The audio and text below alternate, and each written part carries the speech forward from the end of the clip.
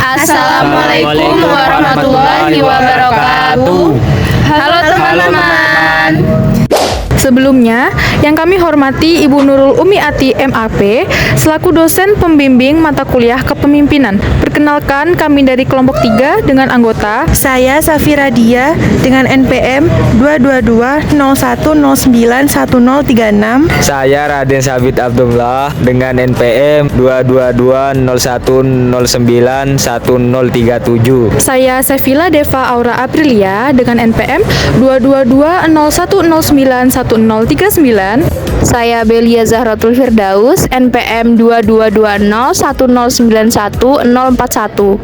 Di dalam video kali ini, kami sebagai kelompok 3 akan membahas tentang apa saja sih peranan dan fungsi kepemimpinan itu.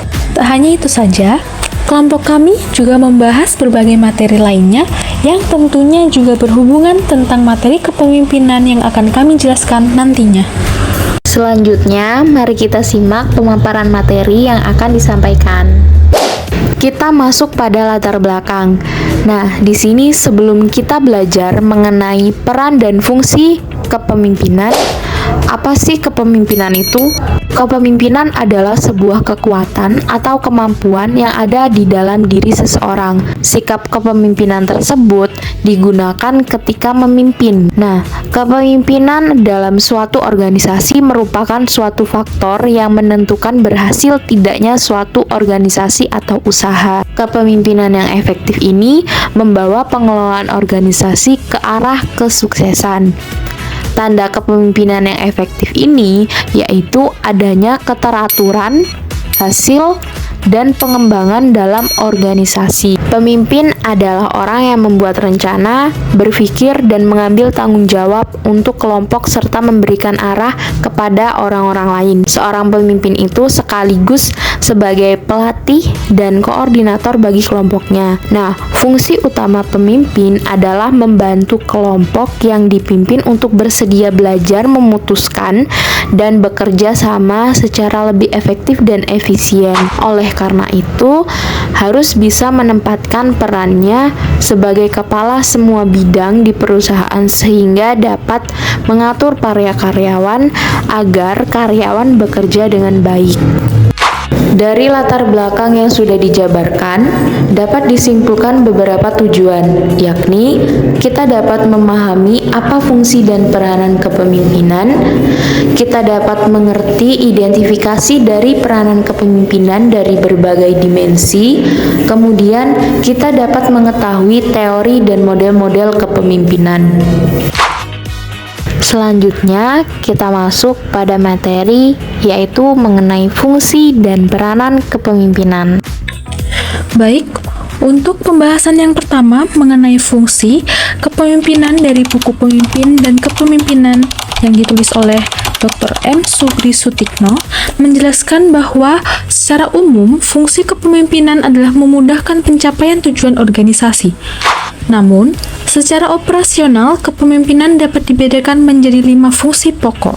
Yang pertama ada fungsi instruktif, yang kedua ada fungsi konsultatif, yang ketiga fungsi partisipasi, yang keempat ada fungsi delegasi, dan yang terakhir ada fungsi pengendalian. Untuk fungsi kepemimpinan yang pertama ada fungsi instruktif, di mana fungsi instruktif ini bersifat komunikasi satu arah dan pemimpin sebagai komunikator merupakan pihak yang menentukan apa, bagaimana, bila mana, dan di mana perintah itu dikerjakan agar keputusan dapat dilaksanakan secara efektif. Untuk fungsi yang kedua ada fungsi konsultatif. Fungsi ini bersifat komunikasi dua arah dan komunikasi ini dimaksudkan untuk memperoleh masukan berupa umpan balik atau feedback untuk memperbaiki dan menyempurnakan keputusan-keputusan yang telah ditetapkan dan telah dilaksanakan. Untuk fungsi yang ketiga ada fungsi partisipasi. Dalam menjalankan fungsi ini, pemimpin berusaha mengaktifkan orang-orang yang dipimpinnya baik dalam keikutsertaan mengambil keputusan maupun dalam melaksanakannya. Yang keempat ada fungsi delegasi, di mana fungsi ini dilaksanakan dengan memberikan pelimpahan wewenang atau menetapkan keputusan baik melalui persetujuan maupun tanpa persetujuan dari pimpinan. Dan fungsi yang terakhir ada fungsi pengendalian. Kepemimpinan yang sukses harus mampu mengatur aktivitas anggotanya secara terarah dan dalam koordinasi yang efektif sehingga memungkinkan tercapainya tujuan bersama secara maksimal. Fungsi pengendalian dapat diwujudkan melalui kegiatan bimbingan, pengarahan, koordinasi, dan pengawasan. Baik, saya akan menjelaskan peran kepemimpinan. Peran kepemimpinan dapat dibagi menjadi 4 bagian. Yang pertama yaitu peran mencari dan memberikan informasi. Bahwasanya pemimpin sangat perlu untuk mencari dan memberikan informasi kepada organisasi guna menjalankan roda kepemimpinan dan agar organisasi itu tidak stagnan ataupun berhenti. Dan yang kedua, peran mempengaruhi orang lain. Bahwasanya pemimpin memiliki tugas utama untuk mempengaruhi orang lain. Bahwasanya pengaruh di sini dapat diartikan pemimpin itu untuk mengubah sikap perilaku seseorang agar dapat membangun hubungan dengan orang lain guna untuk mencapai tujuan organisasi tersebut. Dan yang ketiga, peran membangun hubungan. Bahwasanya di sini pemimpin memiliki tugas lain yaitu supaya mempengaruhi dan mengarahkan seseorang ataupun bawahannya guna mencapai tujuan organisasi tersebut. Yang keempat, peran mengambil keputusan. Seorang pemimpin memiliki tugas utama juga yaitu mengambil keputusan. Dan juga di sini seorang pemimpin memiliki wewenang untuk mengambil keputusan yang strategis di dalam organisasi. Untuk pembahasan yang selanjutnya mengenai mengidentifikasi peran kepemimpinan dari berbagai dimensi dari buku Kepemimpinan dan Perilaku Organisasi yang ditulis oleh Dr. Sabariah MPD. Dalam buku ini dijelaskan bahwa ada 3 dimensi yang menjelaskan tentang kepemimpinan yang efektif. Ketiga dimensi tersebut adalah yang pertama ada power position atau kekuasaan posisi, yang kedua ada task structure atau struktur pekerjaan, dan yang ketiga ada leader-member relation atau hubungan antar bawahan dan pemimpin. Dimensi yang pertama ada power position atau kekuasaan posisi. Dimensi ini menjelaskan kekuasaan yang dimiliki pemimpin seperti keahlian atau kepribadian. Pemimpin yang mempunyai kekuasaan dari posisinya yang jelas dan besar dapat memperoleh kepatuhan bawahannya yang lebih besar pula. Salah satu contohnya seperti presiden, di mana presiden memiliki kekuasaan posisi yang besar dan memungkinkan mereka untuk membuat keputusan yang berdampak luas pada kebijakan nasional atau internasional. Untuk dimensi yang kedua ada task structure atau struktur pekerjaan. Dimensi ini menjelaskan sejauh mana pekerjaan dapat dirinci atau dijelaskan dan membuat bawahan bertanggung jawab untuk melaksanakan pekerjaan tersebut. Salah satu contoh dimensi ini ada direktur sekolah. Seorang direktur sekolah yang menggunakan pendekatan kepemimpinan dengan struktur tugas akan menetapkan kurikulum yang jelas dan jadwal pembelajaran yang terperinci, membagi tugas administratif dan pengajaran kepada staf berdasarkan keahlian mereka, memantau kinerja guru dan staf untuk memastikan mereka memenuhi standar pendidikan, dan mengadakan rapat rutin untuk membahas kemajuan dan memberikan arahan serta umpan balik atau feedback. Dimensi yang terakhir ada leader-member relation atau hubungan antar pemimpin dan bawahan. Hal ini berhubungan antar bawahan dan pimpinan, misalnya tingkat loyalitas, kepercayaan, dan rasa hormat pegawai terhadap pimpinannya. Salah satu contoh dimensi ini seperti seorang CEO startup yang terlibat langsung dalam proyek-proyek tim, bekerja berdampingan dengan anggota tim atau bawahannya, dan selalu transparan tentang tujuan dan tantangan perusahaannya. Baik, materi berikutnya yaitu teori dan model kepemimpinan. Yang pertama yaitu teori kepemimpinan. Teori kepemimpinan ini membicarakan bagaimana seseorang menjadi pemimpin atau bagaimana timbulnya seorang pemimpin.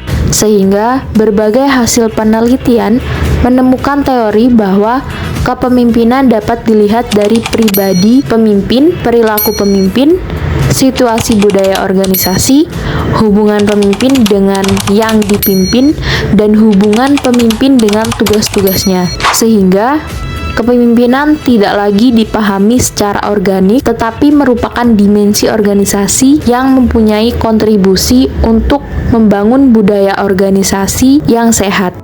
Ada beberapa teori tentang kepemimpinan, di antaranya ialah teori genetis, teori sosial, teori ekologis, dan teori kontingensi. Mari kita bahas satu-satu teorinya. Yang pertama yaitu teori genetis. Teori ini menyatakan bahwa pemimpin besar dilahirkan, bukan dibuat. Teori ini mengatakan bahwa seorang pemimpin akan terbentuk dengan sendirinya karena ia telah dilahirkan dengan bakat pemimpin.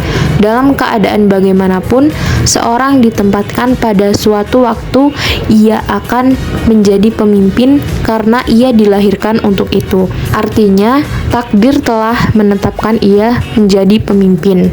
Yang kedua yaitu teori sosial, yang mana menyatakan bahwa pemimpin harus dipersiapkan dan dibentuk. Teori ini berpendapat bahwa setiap orang akan dapat menjadi pemimpin apabila diberi pendidikan dan kesempatan untuk itu, yang mana pemimpin-pemimpin itu harus dipersiapkan dan dibentuk. 3. Teori ekologis, yang mana teori ini merupakan penyempurnaan dari kedua teori, yaitu teori genetis dan teori sosial. Teori ini berpendapat bahwa seseorang hanya dapat menjadi pemimpin yang baik apabila pada waktu lahirnya telah memiliki bakat-bakat kepemimpinan. Bakat aman kemudian dikembangkan melalui pendidikan yang teratur dan pengalaman-pengalaman yang memungkinkannya untuk mengembangkan lebih lanjut bakat-bakat yang memang telah dimilikannya itu. Yang terakhir, keempat, yaitu teori kontingensi atau teori 3 dimensi. Teori ini berpendapat bahwa ada 3 faktor yang turut berperan dalam proses perkembangan seseorang menjadi pemimpin atau tidak. Yang pertama, bakat kepemimpinan yang dimiliki. Yang kedua, pengalaman pendidikan, latihan kepemimpinan yang pernah diperolehnya. Kemudian yang ketiga, kegiatan sendiri untuk mengembangkan bakat kepemimpinan tersebut. Nah, teori ini disebut dengan teori serba kemungkinan dan bukan sesuatu yang pasti. Artinya, seseorang dapat menjadi pemimpin jika memiliki bakat, motivasi, dan minat yang memungkinkan untuk menjadi pemimpin. Saya akan menjelaskan tentang model-model kepemimpinan.